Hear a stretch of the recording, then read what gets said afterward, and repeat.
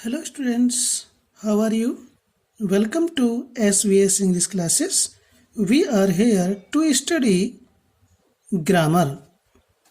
Reorder the sentence. Frame a correct sentence by reordering the words. Frames बनाइए, निर्माण कीजिए एक करेक्ट सेंटेंस, सही वाक्य बाय रीऑर्डरिंग, पुनः क्रम में रखकर द वर्ड्स, शब्दों को पुनः क्रम में रख करके सही वाक्य का निर्माण कीजिए। तो स्टूडेंट्स में क्या करना होता है, इसमें शब्द दिए हुए हैं, ये ग्रामर की दृष्टि से सही क्रम में नहीं रखे हुए हैं, इनको ग्रामर की दृष्टि से सही क्रम में रखना है और एक मीनिंगफुल सेंटेंस बनाना है। इन शब्दों को गिन लेंगे और जब इनको हम रीऑर्डर करेंगे, पुनः क्रम में रखेंगे, तब भी हम इन शब्दों को गिनेंगे। ये दी हुई संख्या और जब हम सेंटेंस बना लेंगे वो संख्या बराबर होनी चाहिए। ठीक है, तो किसी भी सेंटेंस की शुरुआत फुल स्टॉप लगा हुआ है सब्जेक्ट से होती है। तो लाइफ जीवन, नोट नहीं, बेड बिस्तर, रोजेज मीन्स गुलाब, ऑफ काके की, इज है एक। तो रोजेज के अनुसार तो यहाँ इज है, जबकि आर आना चाहिए था। बेड तो स्टूडेंट्स इसमें सही सब्जेक्ट जो है कि जीवन फूलों की सेज नहीं है। तो लाइफ को हम सब्जेक्ट बनाएंगे, लाइफ एक वचन है, इसके साथ वर्ब इज आएगी, नॉट भी है तो नॉट आएगा। Life is not a bed of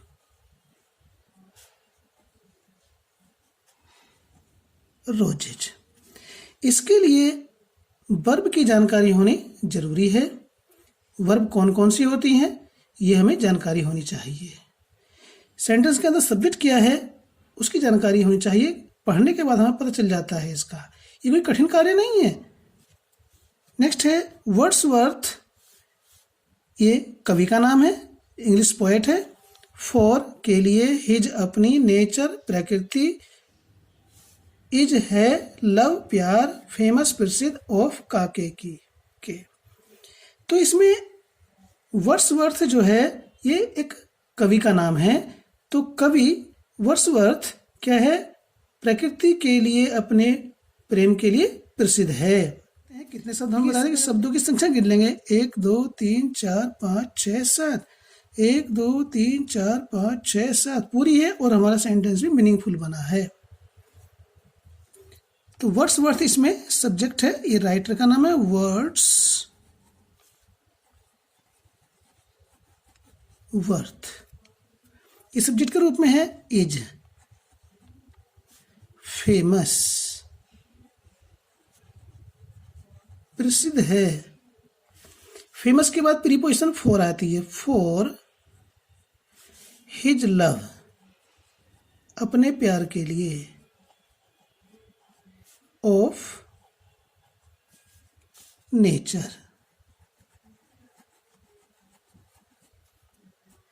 ये हमारा सेंटेंस मीनिंगफुल बन चुका है। 1 2 3 4 5 6 7 8, 1 2 3 4 5 6 7 8। कभी कभी क्या होता है स्टूडेंट्स, एक शब्द छूट भी जाए तब भी हमारा सेंटेंस मीनिंगफुल होता है, लेकिन एक शब्द छोड़ दिया वो मिस्टेक होती है। तो इसलिए हम शब्दों को गिन लेंगे, दिए हुए शब्द बने हुए सेंटेंस में पूरे होने चाहिए और ये ध्यान रखेंगे पूरे हैं, मीनिंगफुल। तो ये निश्चित नहीं है कि ये तो पढ़ने से पता चलता है कि सेंटेंस मीनिंगफुल है, अर्थपूर्ण है, सही क्रम में रखा हुआ है। अब आते हैं तीसरे सेंटेंस पर। लॉस हानि, हिज अपने, रेगरेटिंग पछताते हुए, सेलर विक्रेता, दी आर्टिकल है, ग्रीडी लालची, क्राइड में चिल्लाया। ये मेन वर्ब की सेकंड फॉर्म है। तो इसका अर्थ होता है लालची विक्रेता अपने पश्चाताप, अपने नुकसान पर या नुकसान का पछतावा करते हुए चिल्लाया। तो the greedy seller,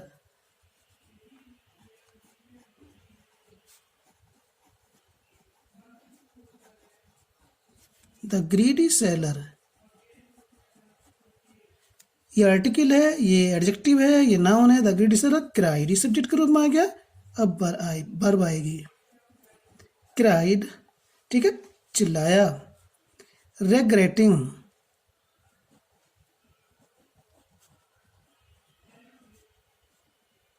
his loss.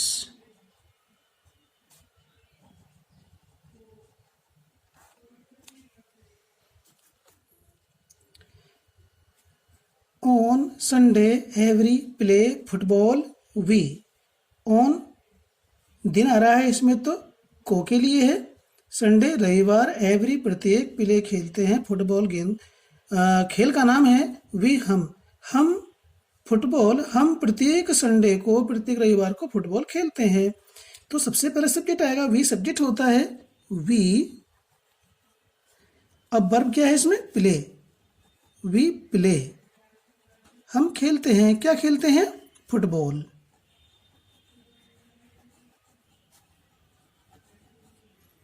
Football, ठीक है। ऑन, दिन और डेट से पहले ऑन आता, ऑन एवरी। संडे का एस कैपिटल बनेगा क्योंकि प्रॉपर नाउन में आता है।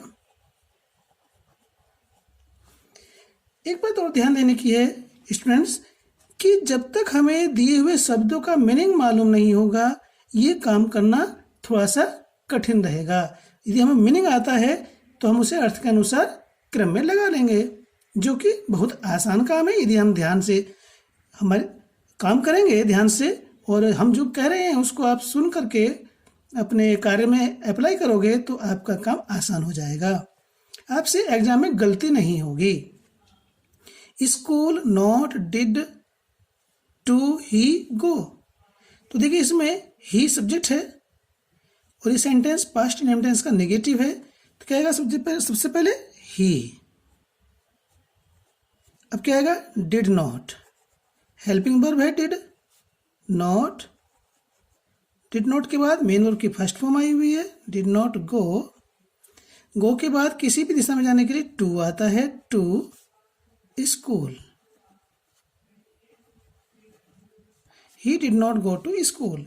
1 2 3 4 5 6, 1 2 3 4 5 6 संख्या पूरी है, इसमें मीनिंगफुल है। दी माउंटेन्स, पर्वत, ऑफ द टॉप्स, काके की के आता ऑफ का मीनिंग टॉप्स में चोटियां, कवर्ड ढकी हुई, स्नो बर्फ, आर हैं, विद से, ईयर वर्ष, द थ्रू आउट वर्ष भर। तो क्या होगा इसमें? यदि हम इसका हिंदी में अर्थ निकालते हैं तो अर्थ आता है पर्वतों की चोटियां वर्ष भर बर्फ से ढकी हुई होती हैं या रहती हैं। तो क्या है? चोटियां, पर्वत की चोटियां, दी tops.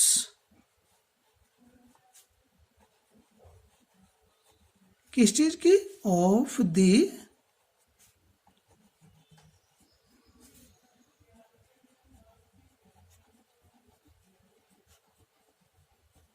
Mountains.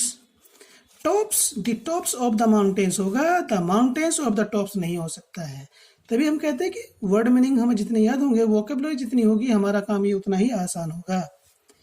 The tops of the mountains are, ये सब्जेक्ट बन गया, are covered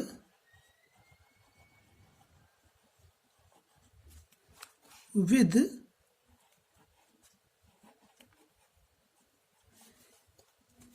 tops of the mountains, पर्वत की चोटियां, आर कवर ढकी हुई हैं, विद से, किस चीज से ढकी हुई हैं?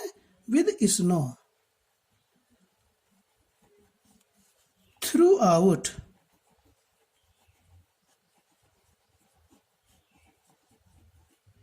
Through out the year.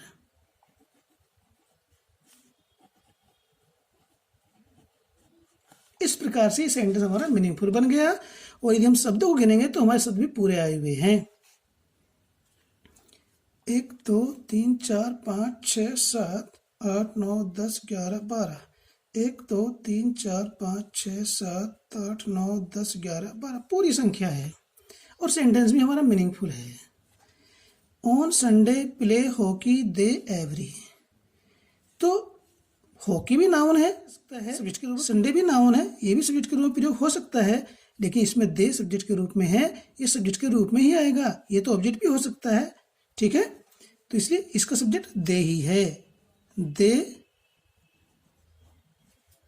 इसके बाद वर्ब आएगी, क्या है इसमें, प्ले।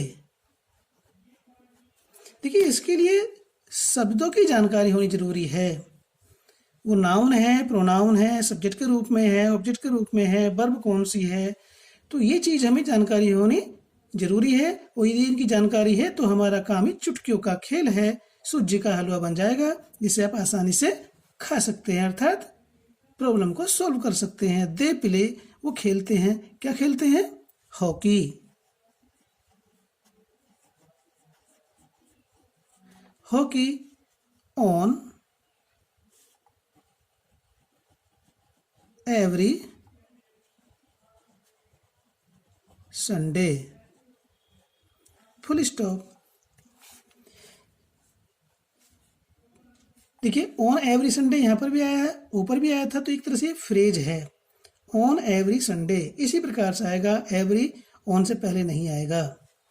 नेक्स्ट है मंडे टू संडे, सोमवार से रविवार तक। फ्रॉम, से के लिए फ्रॉम आया है, टू तक, मंडे सोमवार, टू तक, संडे रविवार, फ्रॉम से आउट बाहर, ऑन पर, ए टूर टूर पर, यात्रा पर, वाज था ही। तो इसमें सब्जेक्ट जो है वो ही है, ये हमें जानकारी है, होनी चाहिए। तो क्या होगा, ही के साथ वर्ब क्या है इसमें, वाज, ही वाज, वह था आउट बाहर, ऑन ए टूर,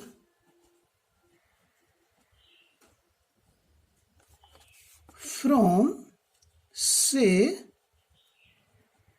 अब देखिए यदि हम लिखते हैं मंडे टू संडे तो ये पूरा सप्ताह हो जाएगा, संडे टू मंडे ये 2 दिन का समय है। तो या तो आप मंडे टू संडे लिख सकते हैं, संडे टू मंडे लिख सकते हैं। मंडे टू संडे लिखेंगे तो 7 दिन होंगे, और संडे टू मंडे लिखेंगे तो 2 दिन होंगे। ये यहाँ पर आपकी इच्छा है, 2 दिन के लिए करते हैं तो ये हो जाएगा फ्रॉम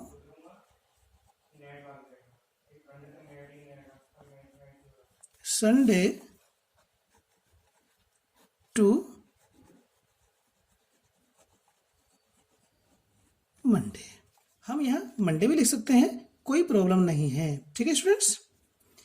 फिट स्वस्थ, कीप्स रखता है, एक्सरसाइज व्यायाम, अस हमको, रेगुलर नियमित। तो इसमें क्या होगा, अस तो ऑब्जेक्ट है, ठीक है, तो फिर सब्जेक्ट क्या है, रेगुलर एक्सरसाइज, नियमित व्यायाम, रखता है हमको, फिट मीन्स स्वस्थ। तो सब्जेक्ट क्या है इसमें, रेगुलर।